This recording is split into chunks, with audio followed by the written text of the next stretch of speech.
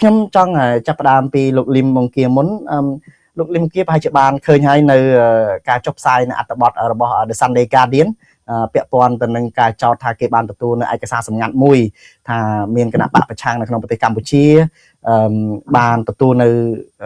វិភាគទានពីក្រៅប្រទេសមកដើម្បីពង្រឹងអីសកម្មភាពគណៈបកណាបាទហើយក៏ខាងក្រសួងមហាផ្ទៃនឹងចេញសេចក្តីប្រកាសព័ត៌មានការគម្រាមកំហែងអីរំលាយផងបើសិនបើរកឃើញថាពិតជាបានទទួលអីចឹងមែនតើ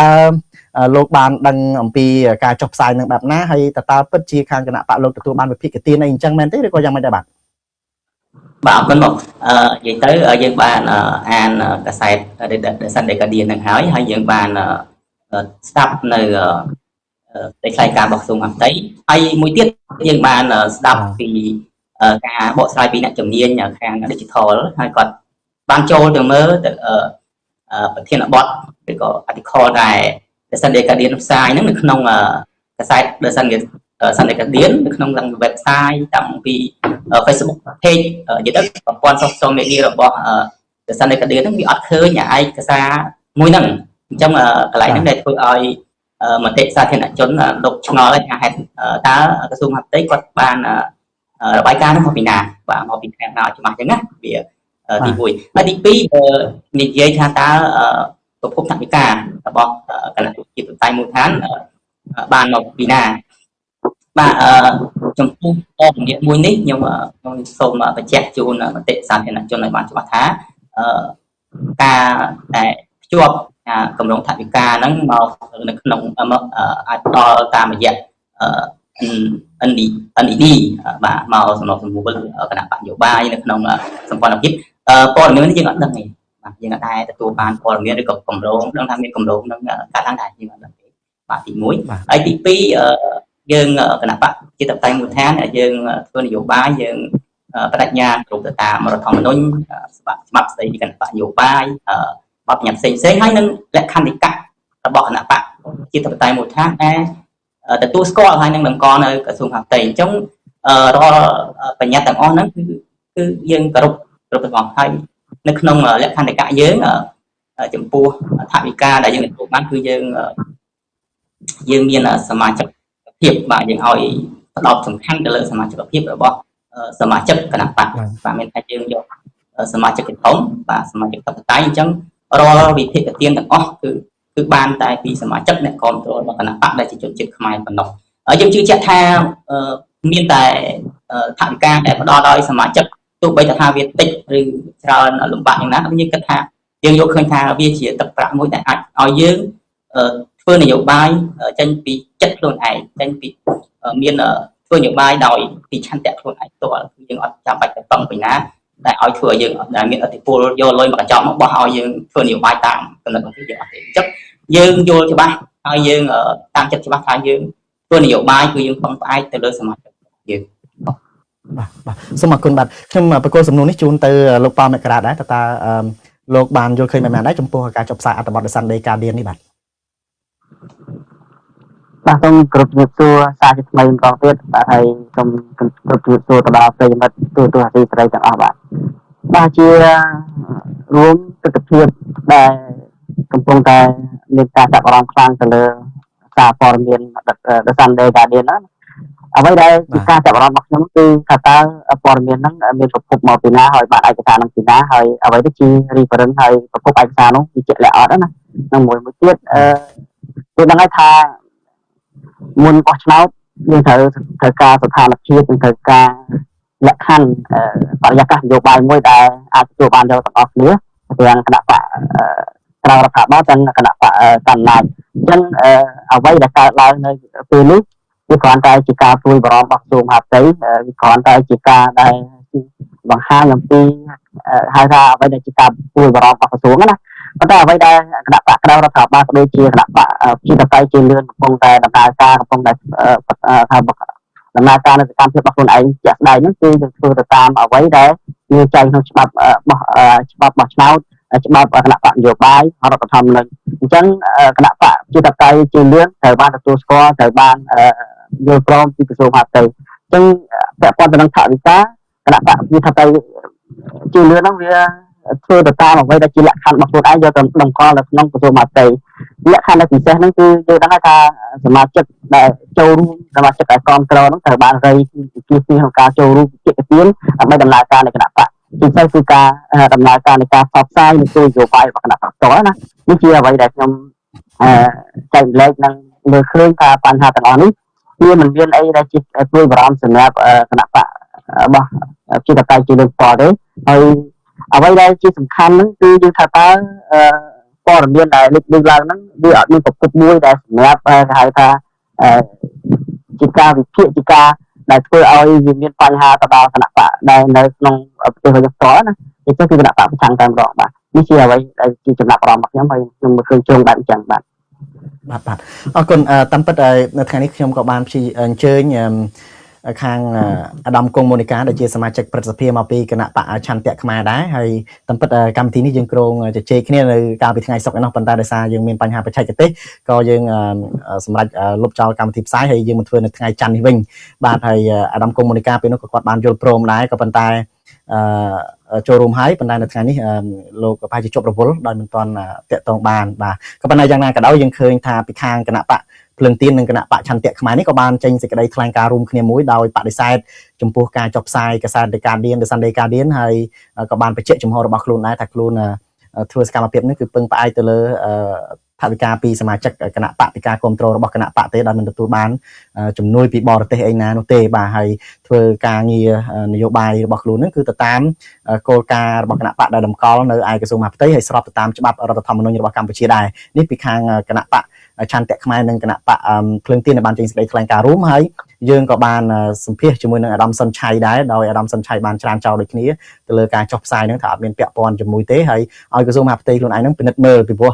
មានការបង្ហាញថាកាសែត The Sunday Guardian នេះគឺមានភាពមិនប្រក្រតីមួយចំនួនដោយកាសែតនេះនិយាយឲ្យចំគឺមានមតិមួយចំនួនគេរកឃើញថាមានអ្នកជំនាញខ្លះគេរកឃើញតែម្ដងឲ្យងាយស្រួលស្ដាប់ហ្នឹងថាជាកាសែតដែលបង្កើតមកបែបคล้ายៗទេបែបបង្កើតមកនឹងស៊ីឈ្នួលបង្កើតមកយ៉ាងទៅហើយអាចខាងគណៈបព្វជិជនកម្ពុជាចាយលុយទៅឲ្យចុះផ្សាយផងនិយាយដោយងាយស្រួលស្ដាប់គឺថាឲ្យចុះផ្សាយទៅចាយលុយឲ្យអ្នកកាសែតណាម្នាក់ទៅបង្កើតមកយ៉ាងទៅហើយចុះផ្សាយទៅដើម្បីជាលេសនៅក្នុងការធ្វើទុកបុកម្នេញហ្នឹងទៅដល់អ្នកនយោបាយឬក៏គណៈបកនៅក្រៅរដ្ឋាភិបាលដែលកំពុងតស៊ូនៅក្នុងប្រទេសកម្ពុជានេះបាទហើយគេបានព្យាយាមចូលទៅស្រាវជ្រាវដោយលោកង៉ែតមូសេជាដើមដែលលោកអ្នកជំនាញខាងនេះហ្នឹងខាងបច្ចេកទេសហ្នឹងគឺខាងគាត់បានស្រាវជ្រាវរកឃើញថាកាសែត The Sunday Guardian នេះគឺបង្កើតឡើងមកនេះមានចំណុចខ្លះគឺដូចទាំង Facebook ទាំងplatform មួយចំនួនរបស់កាសែតនេះគឺមិនមានអ្នក follow មិនមាន engagement អីទេគឺបង្កើតមកនេះរបៀបបន្លំច្រើនណាបាទហើយស្រាប់តែមកចុះផ្សាយយ៉ាងទៅដូច្នេះការរកឃើញរបស់គាត់ហ្នឹងរកឃើញថាមិនប្រក្រតីអាចបង្កើតមកក្នុងចេតនាណាមួយដើម្បីធ្វើបាបទៅលើអ្នកប្រជាធិបតេយ្យនៅក្នុងប្រទេសកម្ពុជាបាទយ៉ាងណាក៏ដោយខ្ញុំចង់សួរទៅលោកលីមប៊ុងគាវិញតើមានការព្រួយបារម្ភបែបណាដែរទេនៅពេលដែលខាងក្រសួងមហាផ្ទៃបែរជាមិនបានឬក៏មិនបានខ្ញុំមិនដឹងគាត់ថាក្រសួងស្រាប់តែយកអានឹងធ្វើជារឿងសំខាន់មែនទែនមកចេញសេចក្តីថ្លែងការណ៍ហើយមានការចែករំលែកដោយប្រធានព្រឹទ្ធសភាលោកហ៊ុនសែននៅលើបណ្ដាញសង្គម Facebook ទៀតទៅលើសារគម្រាមកំហែងរបស់ក្រសួងមហាផ្ទៃនឹងចាត់ទុករឿងនឹងធ្ងន់ធ្ងរថាបើរកឃើញហ្នឹងគឺគេប្តឹងរំលាយគណៈបកក្រៅរដ្ឋាភិបាលគណៈបកប្រឆាំងទាំងប្រមាណនឹងមានជាពិសេសគណៈបកសម្ព័ន្ធដែលចង់សម្ព័ន្ធគ្នាហ្នឹងមានគណៈបកភ្លើងទៀនឆន្ទៈខ្មែរប្រជាធិបតេយ្យមូលដ្ឋានគណៈបកប្រជាធិបតេយ្យជឿនលឿននៃជាដើមហ្នឹងអាចប្រឈមនឹងការរំលាយចោលតែម្ដងតើមានការព្រួយបារម្ភអីយ៉ាងម៉េចដែរទេដែលក្រសួងមហាផ្ទៃសុកស្រាប់ទៅយកជាយោងសំខាន់មួយឲ្យមកគម្រាមកំហែងអីចឹងដោយស្ថាប័នជាតិប៉ុណ្ណាណីបែរជាមិនបានសិក្សាស្រាវជ្រាវឲ្យច្បាស់លាស់បែរមកចេញគម្រាមឆៅចឹងណាពីព្រោះកន្លងមកវាមានលំនាំដែរថាមានរឿងរ៉ាវខ្លះការពីរំលាយគណៈបកសង្គ្រោះជាតិអញ្ចឹងដែរគឺថាមិនមានហេតុផលអីណាសមរម្យទេវីដេអូឃ្លីបតូចមួយអីចឹងទៅរបស់លោកកឹមសុខាហ្នឹងខ្លីមួយដែលគេកាត់តទៅស្រាប់តែយកទៅប្តឹងរំលាយអីចឹងទៅចោលបាត់ទៅដោយប្រព័ន្ធតុលាការនៅស្រុកខ្មែរយើងដឹងស្រាប់ទៅហើយបាទខាងក្រសួងមហាផ្ទៃខាងគណៈបកដែលរណែបរណបជាមួយនឹងគណៈបកកណ្ដាលអំណាចប្តឹងទៅរំលាយបាត់ឈឹងតែម្ដងមកដល់សប្តាហ៍ថ្ងៃនេះហើយធ្វើឲ្យប្រជាធិបតេយ្យនៅក្នុងប្រទេសកម្ពុជានឹងដាំក្បាលចុះដល់សប្តាហ៍ថ្ងៃនេះតើមានការព្រួយបារម្ភអីអញ្ចឹងទេថាអាចវាទៅជាលេសមួយនៅពេលដែលកាសែត The Sunday Guardian ចុះផ្សាយអញ្ចឹងទៅជាលេសមួយនៅក្នុងការរំលាយគឺការធ្វើទឹកបំណែងរំខានមិនឲ្យចូលរួមការបោះឆ្នោតមានការព្រួយបារម្ភអីអញ្ចឹងទេបាទបងខ្ញុំខាងយើងអត់មានការព្រួយបារម្ភអីខ្លាំងរឿងបញ្ហាទេព្រោះយើងយល់ថាយើងអត់ទាន់ ញថាព័ត៌មាននឹងវាច្បាស់ការនៅឡើយបាទវាអត់ទាន់ច្បាស់ការហើយគម្រោងវាជាគម្រោងទៀតបាទយើងអត់ដែលទទួលបានព័ត៌មានថាមានគម្រោងអញ្ចឹងមកផងហើយព័ត៌មាននឹងទៀតគឺវាអត់មានប្រភពច្បាស់លាស់ទៅទៀតមែនតើទៅយើងថាយើងអត់ចង់ទៅចែកនឹងផងក៏ប៉ុន្តែវាចែកអត់អីនៅក្នុងអត្ថបទមួយហ្នឹងវាចង្អុលចំមកគណៈបកជាតតែមូលដ្ឋានអញ្ចឹងដើម្បីភាពស្អាតស្អំរបស់យើងត្រូវថាមានការបកស្រាយណាមួយឲ្យច្បាស់ទៅសាធារណមតិហើយខ្ញុំអត់យល់ថាការដែលក្រសួងមហាផ្ទៃចេញសេចក្តីថ្លែងការណ៍ហ្នឹងគឺការគម្រាមកំហែងអីធ្ងន់ធ្ងរទេខ្ញុំគិតថាក្រសួងមហាផ្ទៃក្នុងនាមអាណាព្យាបាលរបស់គណៈបកនយោបាយលោកចេញស្ដីថ្លែងការណ៍បែបក្រៅរំលឹកពួកយើងបាទអញ្ចឹងអត់អីទេបាទក្រៅរំលឹកយើងធ្វើម៉េចត្រូវប្រុងប្រយ័ត្នធ្វើកិច្ចការណាមួយឲ្យស្របទៅតាមច្បាប់បញ្ញត្តិផ្សេងទៅជារឿងត្រឹមត្រូវណាស់ទៅហើយចែកជាទូទៅពួកយើងជាក្នុងនាមគណៈបកនយោបាយយើងព្យាយាមបច្ចេកញ្ញាព្យាយាមគោរពតាមប្រាជ្ញាចិត្តគោរពតាមច្បាប់បញ្ញត្តិផ្សេងៗរបស់រដ្ឋាភិបាលពួកយើងធ្វើនយោបាយដើម្បីបង្រួមដើម្បីធ្វើការជាមួយគ្នាអញ្ចឹងយើងចង់ធ្វើអ្វីឲ្យស្របជាមួយនឹងច្បាប់បាទប៉ុន្តែតើការបោះឆ្នោតខិតជិតមកដល់ហើយស្រាប់តែចេញសារគម្រាមកំហែងអីបែបនេះតើលោកគិតថាវាជាការបង្កភាពអាប់អួរបន្ថែមទៀតទេនៅក្នុងស្ថានភាពដែលមានការប្រក្រាបទៅលើការបញ្ចេញមតិអីពិបាកនៅក្នុងការធ្វើសកម្មភាពនយោបាយការចេញសារមករបៀបនេះវាទៅជាការបង្កភាពអាប់អួរជាការគម្រាមកំហែងអីជាការប្រតិបត្តិទៅដល់សកម្មភាពរបស់គណៈបកប្រឆាំងអីថែមទៀតទេបាទនៅពេលដែលស្ថានភាពចេញមកអញ្ចឹងយើងយល់ថាសាធារណមតិគាត់មានការព្រួយបារម្ភមួយចំនួនដែរហើយយើងគិតថាគួរណាដែលមុននឹងក្រសួងគាត់យករបាយការណ៍ណាមកបញ្ចេញមកយើងគួរក្រសួងបានគួរយើងជួយឲ្យណាមួយយើងចង់ឲ្យមានលំហសេរីភាពនយោបាយយើងចង់ឲ្យមានការធានាថាការធ្វើនយោបាយរបស់យើងអត់មានការគំរាមកំហែងយើងមានសិទ្ធិសេរីភាពពេញលេញក្នុងការធ្វើនយោបាយប្រជាជនមានសិទ្ធិសេរីភាពពេញលេញក្នុងការចូលរួមការបោះឆ្នោតជ្រើសរើសតំណាងខ្លួនចុះឈ្មោះជាបេក្ខជនក្នុងការបោះឆ្នោតស្របទៅតាមរដ្ឋធម្មនុញ្ញហើយនិងច្បាប់គណៈបកនយោបាយដែលបានចែងហើយនិងលក្ខន្តិកៈនានាតែគណៈបកសង្វ័យហ្នឹងតម្កល់នឹងទទួលស្គាល់ឲ្យសូមអំតែងអញ្ចឹងខ្ញុំយល់ថាយើងទាំងអស់គ្នាទោះបីជាស្ថានភាពតែយ៉ាងណាយើងនៅបន្តស៊ូខ្លះទៅវិញបាទក្រៅពីនេះតើក្រៅពីបញ្ហាប្រឈមរឿងការចាត់ប្រកាន់អីពីខាងក្រសួងមហាផ្ទៃអីបែបនេះតើសកម្មភាពទូទៅគណៈបកប្រជាធិបតេយ្យពិបាកទៅទេនៅក្នុងការធ្វើសកម្មភាពនយោបាយរបស់ខ្លួននៅក្នុងប្រទេសនេះការចោះជួបជាមួយអ្នកគ្រប់គ្រងនៅមូលដ្ឋានការរៀបចំវេទិកាអីផ្សេងអីចឹងទៅតើមានការប្រឈមពិបាកអីទេមកទល់នឹងពេលនេះឬក៏មានសេរីភាពគ្រាន់បើដែរនៅក្នុងការធ្វើកិច្ចការងាររបស់ខ្លួនបាទមកទីទូទៅយើងជួបផលលំបាកខ្លះដែរនៅពេលដែលចុះទៅមូលដ្ឋានឬអីលើស្ថានភាពអីហ្នឹងយើងមានបញ្ហាជាមួយនឹងអាជ្ញាធរមូលដ្ឋានប៉ុន្តែយើងក្នុងគណៈបកនយោបាយយើងព្យាយាមជាមួយគាត់ចែកវែកញែកមួយគាត់អញ្ចឹងយើងអត់ប្រចាំទិសមួយគាត់ទេយើងចែកវែកញែកព្យាយាមសម្រួលអហិង្សាជាមួយគាត់ចែកដោយភាពទន់ភ្លន់ហើយនឹងហេតុផលលើកលក្ខខណ្ឌច្បាប់ដែលពួកយើងចុះទៅហ្នឹងយើងធ្វើស្របច្បាប់ទេមានបកាមានមេត្រាមានគោលការណ៍ណែនាំពីខាងក្រសួងមហាផ្ទៃឲ្យយើងអនុញ្ញាតឲ្យយើងជួបជុំគ្នាអនុញ្ញាតឲ្យយើងលើកស្លាកកន្លែងណាយើងនៅពេលដែលយើងយកឯកសារហ្នឹងទៅបញ្ជាក់គាត់ទៅក៏ស្ថានភាពវាធូរស្រាលបាទអាចវាធូរស្រាលជាងយើងអត់បានជជែកគ្នារយមលើច្បាប់នេះបាទខ្ញុំងាកមកលោកប៉ៅមករាវិញតើលោកយល់យ៉ាងម៉េចដែរចំពោះការគម្រាមកំហែងការចេញលិខិតពីក្រសួងមហាផ្ទៃមានការចែករំលែកសារដោយលោកនាយកដោយលោកហ៊ុនសែនជាប្រធានព្រឹទ្ធសភាអីផងតើវាជាការគម្រាមកំហែងវាជះឥទ្ធិពលអវិជ្ជមានយ៉ាងម៉េចខ្លះទៅដល់ដំណើរការឬក៏សកម្មភាពរបស់គណៈបកប្រឆាំងនៅក្នុងប្រទេសនឹងបង្កការភ័យខ្លាចឬក៏ភាពអាប់អួរយ៉ាងម៉េចនៅពេលការបោះឆ្នោតខិតជិតម្ដងនេះបាទពាក់ព័ន្ធទៅនឹងបញ្ហាពីរឿងព័ត៌មានអាហ្នឹងយើងត្រូវមើលណាអ្វីដែលជាការព្រួយបារម្ភរបស់រដ្ឋាភិបាលក៏ដូចជាក្រសួងមហាផ្ទៃ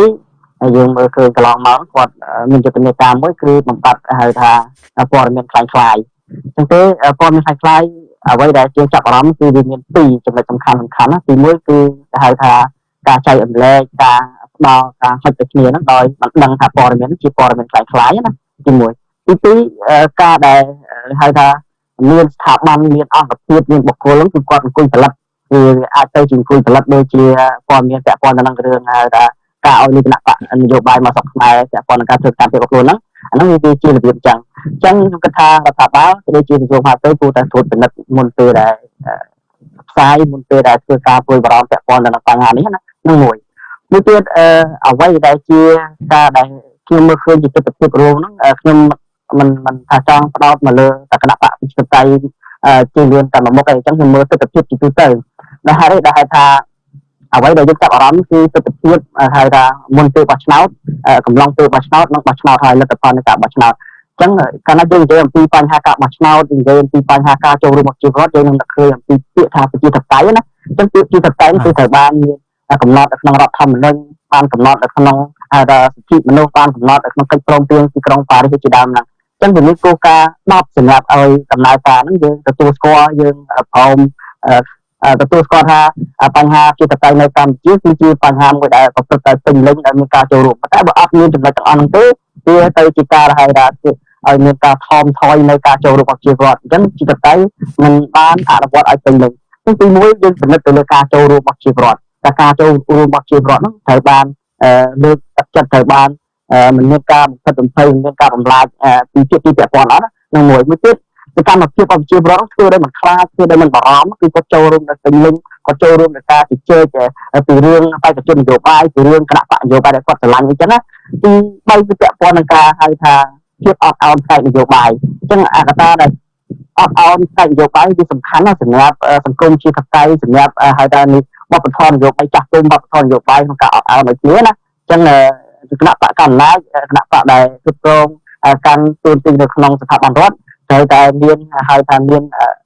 នសម្រាប់ឲ្យមានការអត់ឱនខ្ពស់ជាមួយនឹងគណៈបកប្រឆាំងហើយគិតថាគណៈបកប្រឆាំងគាត់គឺជាផ្នែកមួយនៃការចូលរួមក្នុងការរិះគន់ក្នុងការស្ថាបនាធ្វើម៉េចឲ្យប្រទេសជាតិកាន់តែរីកចម្រើនទៀតអញ្ចឹងវប្បធម៌នៃការអត់ឱនរវាងគណៈបកនយោបាយរវាងគណៈបកកណ្ដាលនិងគណៈបកជំទាស់នោះវាសំខាន់តែបើអត់បញ្ហាដែរទេអញ្ចឹងសង្គមយើងវាហាក់បីដូចជាមានការធ្វើនយោបាយដោយជន់ឈ្លីវាធ្វើនយោបាយដោយគុំគួនវាធ្វើនយោបាយដោយតាមកំតិចគ្នាគឺធ្វើឲ្យជាតិហ្នឹងមិនមានសាមគ្គីជាតិធ្វើឲ្យជាតិហ្នឹងមិនមានសក្តិរំលាយធ្វើឲ្យជាតិហ្នឹងមិនមានឯកភាពជាតិក្នុងការការពារជាតិក្នុងការកសាងជាតិទេទី4គឺយើងពិនិត្យទៅលើហេតុគណនេយ្យភាពរបស់សង្គមណាតើអាជ្ញាធរមូលដ្ឋានក្តីអាជ្ញាធរពាក់ព័ន្ធផ្សេងៗនឹងការគាត់អនុវត្តទៅវាត្រូវទៅតាមទូទីរបស់គាត់អត់គាត់យកគោលការណ៍គាត់ទៅច្បាប់យកអនុវត្តអត់គាត់មិនមែនអនុវត្តទៅតាមអនុសាសន៍គាត់អនុវត្តទៅតាមអ្វីដែលជាខ្លួនឯងជាអ្នកកាន់ទូទីហ្នឹងគឺចំណេញនយោបាយពីបកប្រឆាំងពីសង្គមឬក៏ហៅថាពលរដ្ឋដែលគាត់សកម្មហ្នឹងគាត់មិនអនុវត្តទៅតាមអ្វីដែលជាហៅថាជាច្បាប់ជាទម្លាប់ទេនេះទី4ទី5គឺពាក់ព័ន្ធនឹងបញ្ហាប្រហែលប្រព័ន្ធនយោបាយមហាភូមិបកអញ្ចឹងយើងឃើញថាបកនយោបាយនៅពេលដែលមានបកមួយជាប់ឆ្នោតមានបកមួយដឹកនាំប្រទេសយើងត្រូវការបកប្រឆាំងមួយត្រូវការបកប្រឆាំងពីរត្រូវការបកប្រឆាំង3ដើម្បីចូលរួមប្រជែងដើម្បីចូលរួមក្នុងការរិះគន់ទៅលើភាពអសកម្មរបស់មន្ត្រីអ្នកដែលកាន់អំណាចនឹងមួយចំនួនបាទទី6គឺពាក់ព័ន្ធនឹងហៅថាការបោះឆ្នោតដោយទៀងទាត់ដោយសេរីដោយត្រឹមត្រូវមួយទៀតគឺទីបំផុតពាក់ព័ន្ធនឹងការទទួលលទ្ធផលនៃឆ្នោតអញ្ចឹងបើយើងនិយាយអំពីបច្ចុប្បន្នហើយមុនការបោះឆ្នោតហ្នឹងបើសិនជាវាគ្មានសេរីភាពគ្មានការចូលរួមពេញលេញគ្មានការសកម្មភាពបំផិតបំភ័យនោះការដែលបោះឆ្នោតការដែលទទួលបានលទ្ធផលបោះឆ្នោតហ្នឹងវាជាបញ្ហាវិជាការដែលមិនមានឯកភាពក្នុងការទទួលលទ្ធផលរបស់ឆ្នោតហ្នឹងទី8គឺការពាក់ព័ន្ធនឹងការទប់ស្កាត់នៅអំពើហិង្សាផ្សេងៗណាអញ្ចឹងបញ្ហាដែលប្រឈមរបស់គណៈបកចៅរដ្ឋាភិបាលនៅពេលដែលធ្វើសកម្មភាពតែមានការប្រឈមតែមានការរំខានពីអាជ្ញាធរពាក់ព័ន្ធមួយចំនួនណាពាក់ព័ន្ធនឹងការផ្សព្វផ្សាយនឹងការដាក់ស្លាកពាក់ព័ន្ធនឹងការផ្សព្វផ្សាយនៅវេទិកាពីគោលនយោបាយពីកម្មវិធីនយោបាយរបស់ខ្លួនហ្នឹងទី9យើងនិយាយអំពីនីតិរដ្ឋហើយទី10យើងនិយាយអំពីសិទ្ធិមនុស្សយើងនិយាយអំពីនីតិរដ្ឋសិទ្ធិមនុស្សយើងឃើញមានបញ្ហាជាច្រើនដែលរបាយការណ៍អន្តរជាតិមួយចំនួនហ្នឹងបានចេញផ្សាយពាក់ព័ន្ធទៅនឹងនីតិរដ្ឋទីនីតិរដ្ឋតើយើងស្ថិតនៅក្នុងកម្រិតណានីតិរដ្ឋមួយទៀតទៀតទី1ទី2បើយើងនិយាយអំពីសិទ្ធិមនុស្សនោះគឺវាមានបញ្ហាដែលមានការរិះគន់ពីស្ថាប័នអន្តរជាតិមួយចំនួនពីប្រទេសដែលតែងតែឲ្យធ្វើជំរុញឲ្យមានការអនុវត្តសិទ្ធិនៅកម្ពុជានឹងជាសំខាន់ណាពីព្រោះយើងដឹងថាប្រទេសមួយចំនួនដែលធ្វើការងារពាក់ព័ន្ធនឹងសិទ្ធិមនុស្សជំរុញឲ្យកម្ពុជានឹងអនុវត្តបញ្ហាសិទ្ធិមនុស្សនៅកម្ពុជាហ្នឹងគឺជាប្រទេសហត្ថលេខីនៃកិច្ចព្រមព្រៀងទីក្រុងប៉ារីសដែរណាអញ្ចឹងនៅពេលដែលទីជំរុញពេលអនុវត្តទូនទីក្នុងការរុញឲ្យរដ្ឋាភិបាលធ្វើម៉េចឲ្យមានការគោរពសិទ្ធិមនុស្សធ្វើម៉េចឲ្យបើកលំហលទ្ធិជាតិនៅកម្ពុជានឹងឲ្យកាន់តែពេញលេញនោះជាកាតព្វកិច្ចដែលគឺមានចែងនៅក្នុងកិច្ចព្រមព្រៀងទីក្រុងប៉ារីស បានជាទស្សនវិជ្ជារួមនៅពេលដែលយើងលើព័ត៌មានមួយដែលនិយាយអំពីការចាយលុយរាប់លានមកគណៈបកប្រឆាំងនៅកម្ពុជាវាហាក់ដូចជាព័ត៌មានមួយដែលធ្វើឲ្យថាបំភ័យមុនពេលដែលបោះឆ្នោតហ្នឹងអាហ្នឹងខ្ញុំមើលឃើញជារួមមួយទៀតបើយើងនិយាយអំពីមុនពេលបោះឆ្នោតយើងត្រូវមើលសេរីភាពឬថាភាពដំណាលភាពនៃការបោះឆ្នោតវាពាក់ព័ន្ធនឹងការគ្មានការគម្រាមកំហែងគ្មានការហៅថាបង្ខំគ្មានការទិញស្លឹកឆ្នោតហើយមួយទៀតជាសំខាន់ដែលគួរតែមិនអាចខ្វះបានគឺវាពាក់ព័ន្ធនឹងការហៅថាពលរដ្ឋចូលរួមការជជែកពីបេក្ខជនពីគណៈបកនយោបាយពីគោលនយោបាយរបស់គណៈបកនយោបាយដោយមិនមានការភ័យខ្លាចដោយមិនមានការបារម្ភហើយការជជែកយកទៅរបស់គាត់នេះគឺជាការដែលចូលរួមក្នុងនាមជាពលរដ្ឋដែលហៅថាពលរដ្ឋសកម្មនឹងកាតព្វកិច្ចរបស់គាត់ដែលមានចែងក្នុងច្បាប់រដ្ឋធម្មនុញ្ញក្តីច្បាប់គណៈបកនយោបាយច្បាប់បោះឆ្នោតអញ្ចឹងខ្ញុំគិតថាបញ្ហាទាំងអស់នេះវាជាបញ្ហាសំខាន់ហើយគួរតែពិនិត្យគួរតែកែលម្អពាក់ព័ន្ធទៅនឹងហៅការចូលរួមរបស់ប្រជាពលរដ្ឋឲ្យកាន់តែផ្សារឡើងណាជាជាងមានការបំផិតបំភ័យជាជាងធ្វើឲ្យពលរដ្ឋហ្នឹងមិនមានការចូលរួមក្នុងសកម្មភាពនយោបាយបាទជាទម្រង់ដែលខ្ញុំមើលឃើញក្នុងស្ថានភាពបច្ចុប្បន្នបាទនៅពេលដែលមុននេះលោកបានលើកឡើងថាជារឿងដែលមិនគួរជាការចោទប្រកាន់ដោយមិនមែនជាការពិតទាល់សោះរឿងមកចោទថាគណៈបកប្រឆាំងឲ្យទៅទទួលលុយឯណាពីក្រៅពីបរទេសនឹងរាប់លានអីចឹងទៅណាហើយយកមកគម្រាមកំហែងនេះជារឿងមិនតើគណៈបកទាំងពីរមានគម្រោងស្នើឲ្យកាសែត The Sunday Guardian នេះកែតម្រូវអីយ៉ាងម៉េចទេហើយឬក៏មានវិធីអីទប់ទល់បែបម៉េចកុំឲ្យមានការទៅខ្លាយទៅជាលេសហើយវារឿងកើតឡើងពិតប្រាកដទៅជាការរំលាយការធ្វើទុកអីមែនតើណាបាទសូមជូនលោកប៉ាមកណាសិនចាំបាទតែគាត់ទៅនឹងការស្នើទៅខាងកាសែតនេះខាងខ្ញុំស្គាល់ដូចមិនទាន់មានគម្រោងនៅឡើយទេប៉ុន្តែអ្វីដែលយើងបានសិក្សាអ្វីដែលយើងបានត្រួតពិនិត្យទៅលើប្រភពនៃការចុះផ្សាយនេះគឺវាអត់មានហៅថាប្រភពច្បាស់លាស់មានកន្លែងដែលគិតថាជាចំណុចដែលធ្វើឲ្យការផ្សាយនេះវាទៅជានេះណាវាជាទៅជាការពិតមួយទៀតយើងដឹងថាព័ត៌មានคล้ายៗយើងហៅប្រព័ន្ធប្រភពដើម្បីឆ្លើយឆ្លងជាមួយអញ្ចឹងអ្វីដែលបច្ចុប្បន្ននេះគឺយើងជាយាមបកស្រាយយើងជាយាមស្នើទៅម៉េចឲ្យកសែតមួយនេះបង្ហាញហើយនឹងលុបចោលនៅការផ្សាយរបស់ខ្លួនដែលគ្មានការជាប្រភពគ្មានផាសាច្បាស់លាស់បានជាចំហរបស់គណៈបកជាតែជាលឿនបាទចុះខាងគណៈបកប្រជាធិបតេយ្យមូលដ្ឋានវិញបាទមកខាងខ្ញុំអត់ទាន់មានគម្រោងណាមួយទៅក្នុងការបដិសេធឬក៏ទៅតវ៉ាជាមួយអត្ថបទដែល Sunday Guardian ហ្នឹងចុះផ្សាយទេព្រោះមែនតើយើងបើយើងថាយើងទៅតវ៉ាឬក៏ឲ្យកែប្រែឲ្យ Sunday Guardian ហ្នឹងកែប្រែអត្ថបទដែលផ្សាយសូមអត់យកមកភ្ជាប់ហ្នឹងហើយយើងអត់ដឹងថាទៅចូលទៅហ្នឹងនឹងសួរគេកន្លែងណាបើសិននៅក្នុង Sunday Guardian ហ្នឹងយើងរកអត់ឃើញអត្ថបទហ្នឹងផងបាទយើងអត់មានរកឃើញអត្ថបទមួយហ្នឹងអញ្ចឹងបើយើងអ៊ីមែលទៅគេតើគួរតែប្រាប់ថាអត្ថបទមួយណាបាទកន្លែងណាបើយើងអត់ដឹងផងអញ្ចឹងយើងអត់ទាន់ដឹងថាតើយើងនិយាយទៅយើងអត់មានកម្រងថានឹងធ្វើនឹងផងបើថាព្រោះតាមយើងស្ដាប់ទៅអ្នកជំនាញដែលគេតែចូលទៅមើលហើយយើងទៅមើលខ្លួនឯងវាអត់ឃើញចឹងមែនអញ្ចឹងយើងមិនដឹងថាទៅតវ៉ារបៀបម៉េចរបស់អត់មានផងហើយថា Sunday Guardian ហ្នឹងចេញរបាយការណ៍ហ្នឹងបើសិនតែយើងទៅមើលក្នុងកាសែតហ្នឹងអត់ឃើញផងបាទហ្នឹងយើងឃើញការបោះឆ្នោតឃុំសង្កាត់នៅឆ្នាំ2027នេះខិតជិតមកដល់មែនទែនការបោះឆ្នោតនេះបរិយាកាសពីឥឡូវទៅយើងឃើញមានស្ថានភាពតានតឹងតាមការរៀបរាប់មិញមានការរារាំងសូម្បីតែចោះជួបជាមួយអ្នកគ្រប់គ្រងការទៅលើកស្លាកគណៈបកអីហ្នឹងគឺថាមានការរំខានពីអាជ្ញាធរអីទៅតើសម្របសម្រួលថ្នមមែនទែនតម្រុំអាចធ្វើសកម្មភាពនឹងបានពីខាងគណៈបកកណ្ដាលអំណាចយើងដឹងហើយថានៅក្នុងពេលដែលប្រទេសកម្ពុជាកំពុងប្រឈមការឈ្លានពានជាមួយពីប្រទេសថៃនេះរដ្ឋាភិបាលដឹកនាំដោយគណៈបកកណ្ដាលអំណាចនេះមានការព្រួយបារម្ភខ្លាំងណាស់ទៅលើការបាត់បង់ការគ្រប់គ្រងនិងទំនុកចិត្តរហូតដល់លោកហ៊ុនសែនចាប់ផ្ដើមចេញសារគម្រាមទៅលើប្រជាពលរដ្ឋហើយគម្រាមទាំងគណៈបកប្រឆាំងទៀតផងដោយថាងើបមួយវាយមួយហើយគណៈបកប្រឆាំងណាដែលប្រទេសផ្ដាស់នឹងរំលាយចោលតែម្ដងបាទហើយទន្ទឹមនឹងនឹងគឺលោកហ៊ុនសែនបានឲ្យមន្ត្រីគណៈបកប្រជាជនកម្ពុជាទាំងអស់ហ្នឹងចោះធ្វើសកម្មភាពកក្រឹកកក្រែងមែនទែនខុសប្លែកពីមុននៅពេលដែលប្រឈមទៅនឹងការខឹងសម្បាឬក៏ការមិនទុកចិត្តពីប្រជាពលរដ្ឋម្ចាស់ឆ្នោតនេះ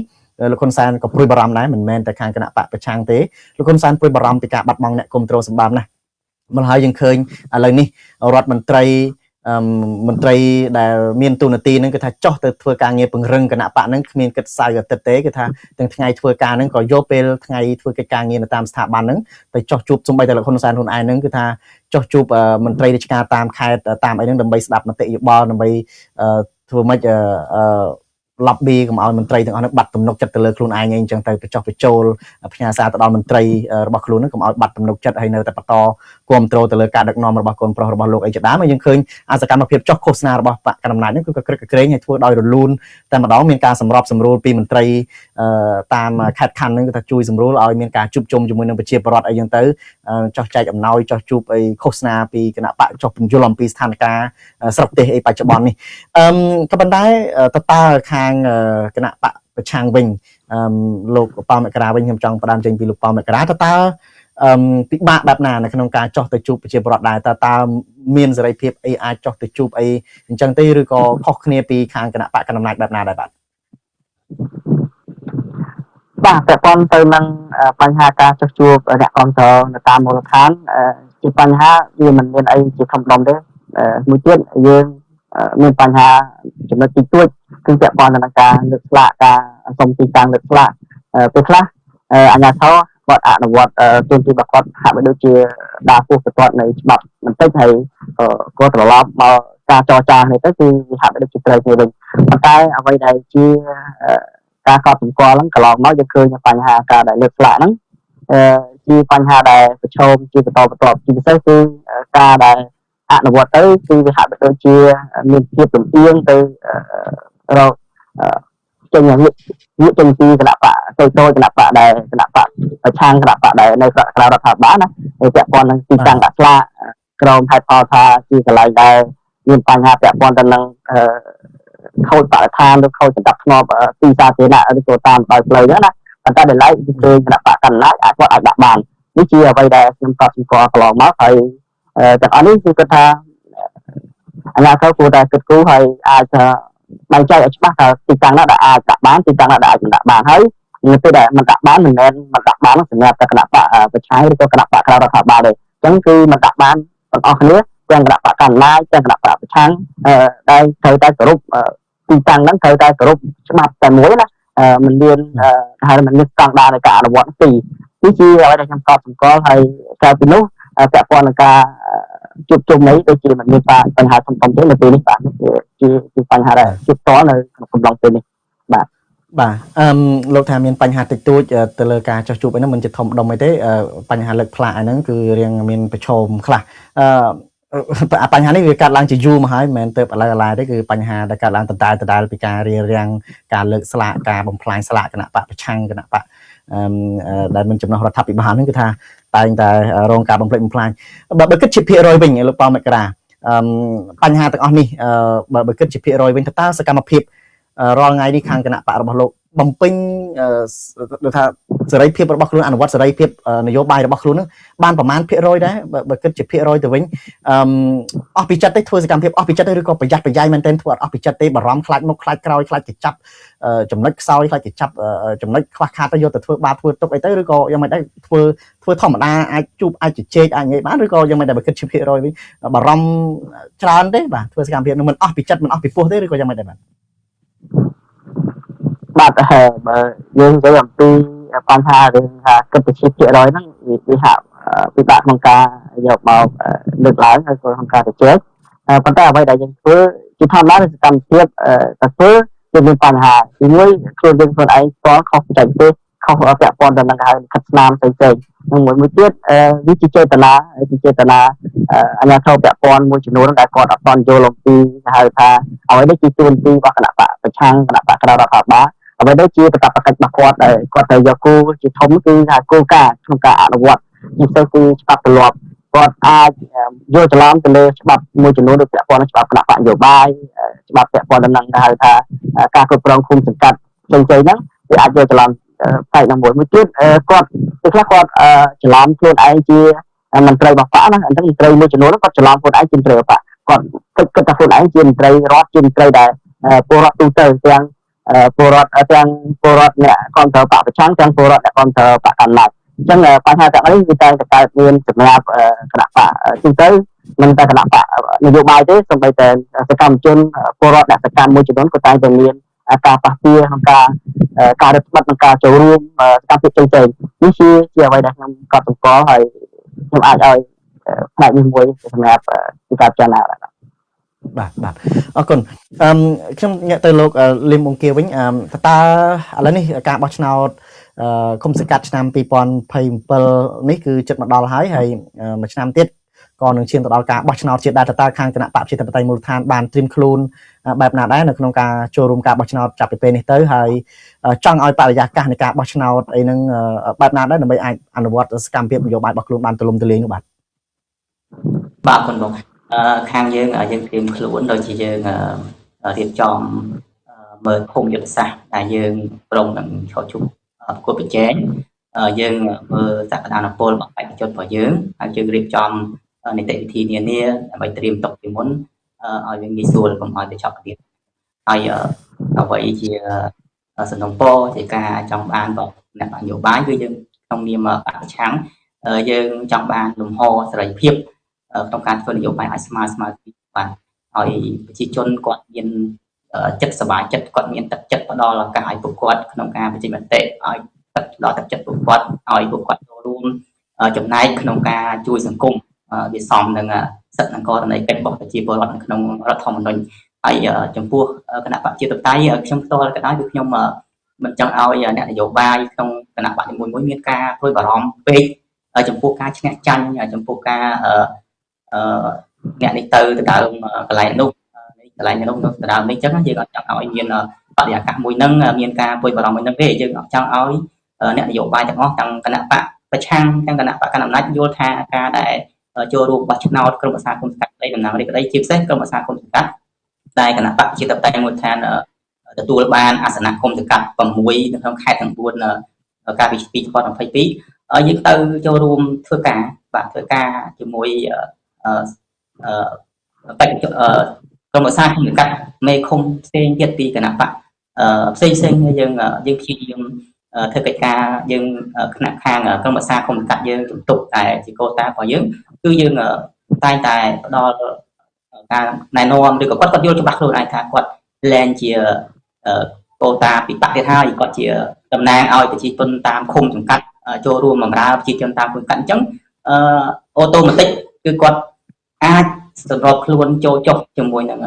ក្រុមប្រឹក្សាគុំសង្កាត់ផ្សេងទៀតមេគុំផ្សេងតែជាគណៈបកផ្សេងគ្នាអញ្ចឹងយើងមានបទពិសោធន៍នឹងហើយថាតើយើងអាចធ្វើការជុំគ្នាបានអញ្ចឹង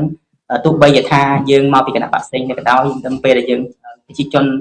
នៅក្នុងគុំសង្កាត់នៅក្នុងប្រទេសបោះឆ្នោតទុកចិត្តយើងឲ្យតំណាងពួកគាត់ពួកយើងត្រូវដោះមុខបកចោលហើយយើងត្រូវពាក់មុខក្នុងនាមប្រជាជាតិដូចគ្នាអាចធ្វើការជាមួយគ្នាក្នុងនាមជួយសម្របសម្រួលប្រជាជនជួយប្រជាជនដោះស្រាយទុកលំបាកប្រជាជនអញ្ចឹងចំពោះខ្ញុំចង់ឲ្យមានបរិយាកាសមួយ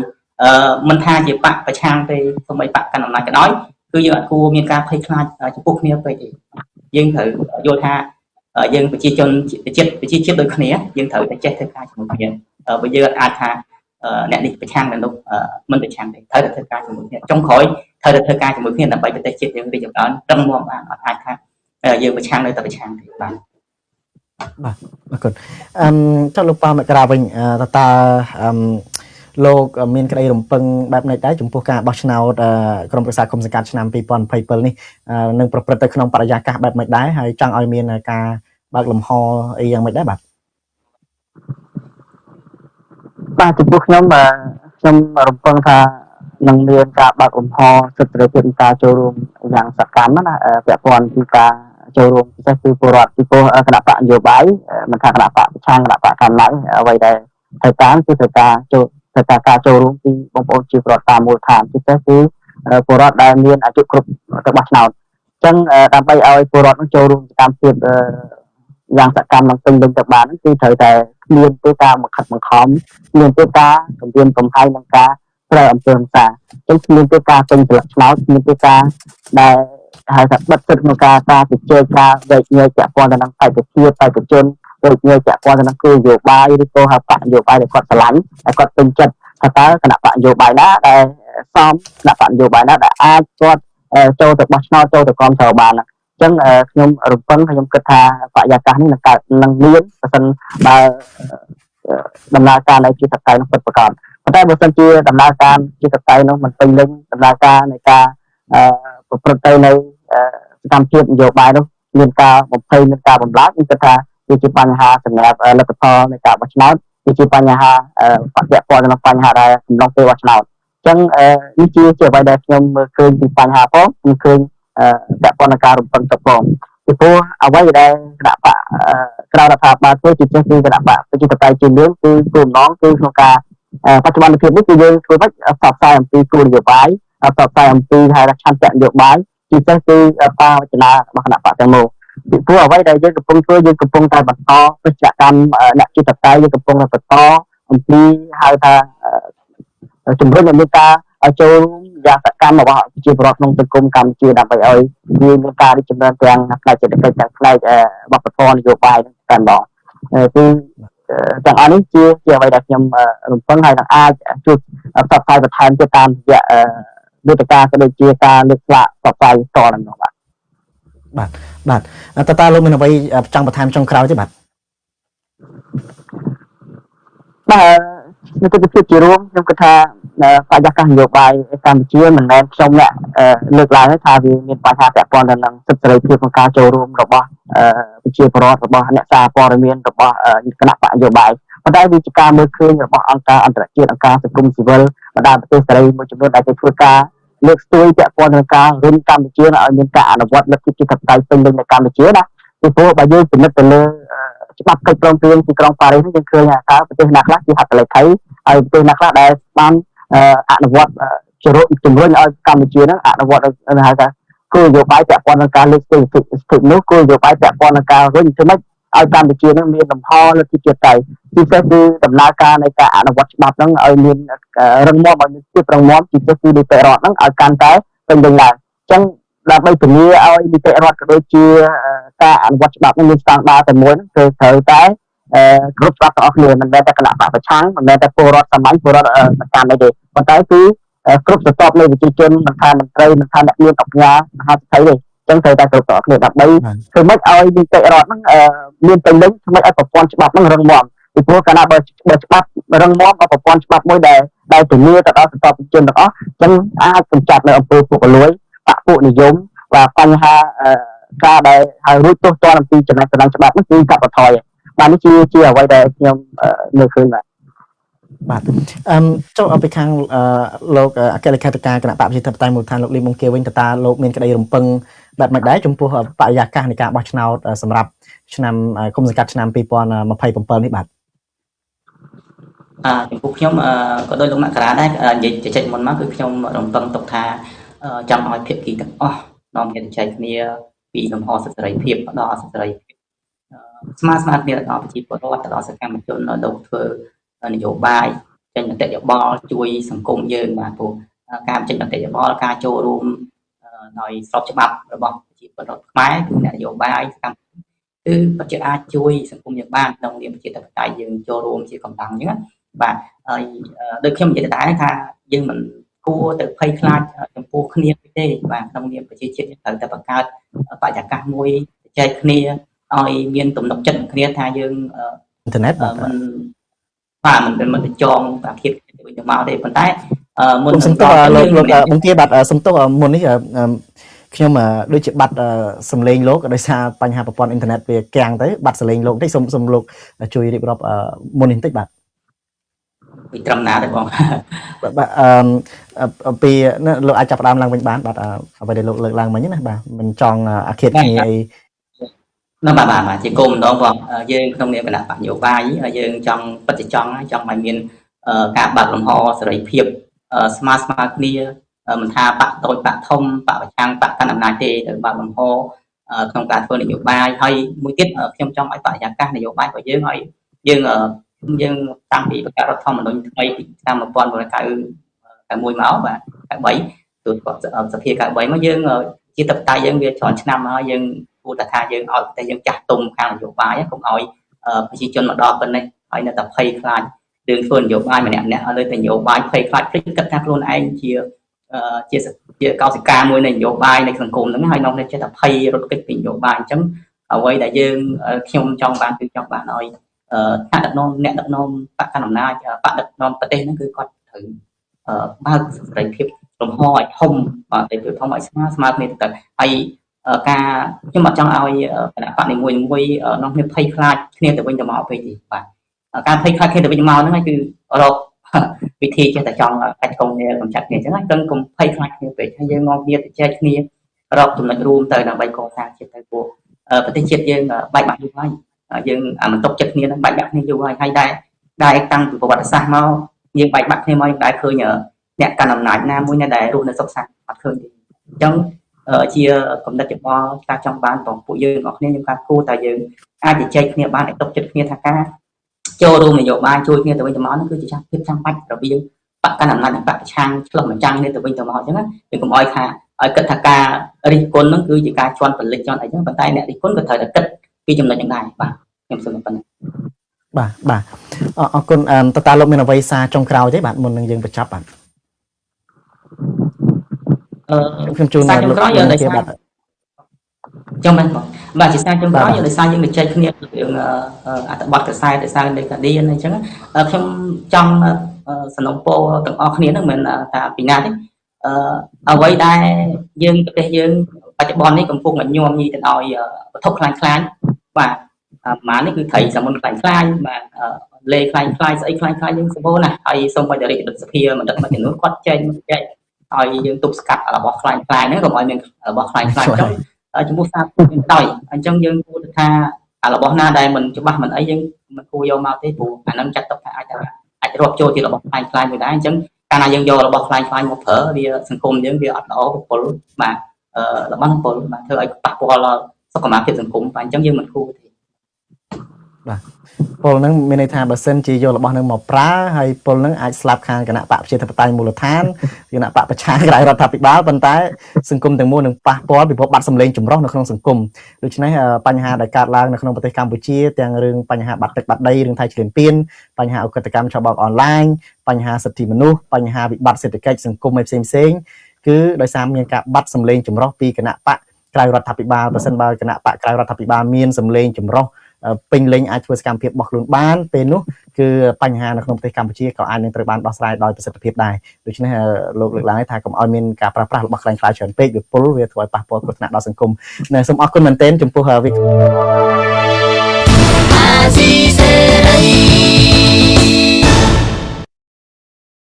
បាទខ្ញុំសូមអរគុណចំពោះការចូលរួមនៅរាត្រីនេះអរគុណលោកប៉ៅមករាហើយអរគុណលោកលីមបង្គាដែរហើយសង្ឃឹមថានឹងមានវត្តមានរបស់លោកចូលរួមជាបន្តបន្ទាប់ទៀតនៅក្នុងកម្មវិធីផ្សាយរបស់ទូរទស្សន៍អាស៊ីសេរីបាទសូមអរគុណសូមជម្រាបលាត្រឹមប៉ុណ្ណេះសិនបាទសូមគោរពជំរាបលាបាទ